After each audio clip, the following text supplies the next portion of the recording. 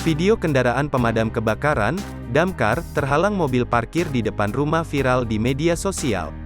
Rekaman itu diunggah oleh akun Instagram @IndonesiaFirefighter, Jumat, tanggal 14 Januari tahun 2022.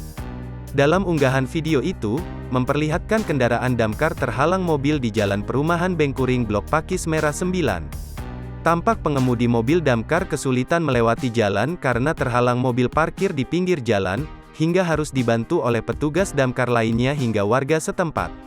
Dan terus berulang terjadi, ini salah satu kekhawatiran Mimin hingga bikin akun ini, bukan ngelarang punya mobil, tapi kalau bisa pastikan dulu saat dimanapun berkendaraan, Anda tertib parkir sesuai tempatnya barulah memilih untuk punya mobil.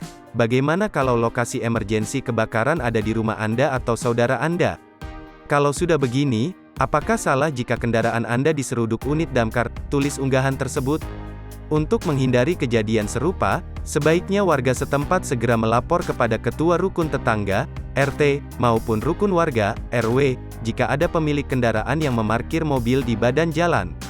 Silahkan dilaporkan ke pengurus perumahan atau RT RW terlebih dahulu.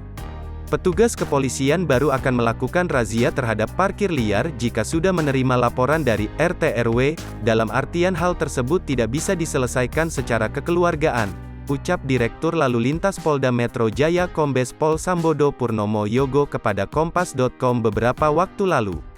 Sementara itu, Kepala Dinas Perhubungan DKI Jakarta Syafrin Liputo mengatakan, setiap mobil yang parkir di komplek atau perumahan yang jalannya sudah diserahkan ke daerah lalu menjadi umum akan dilakukan penindakan karena secara tidak langsung mengganggu pengguna jalan lainnya.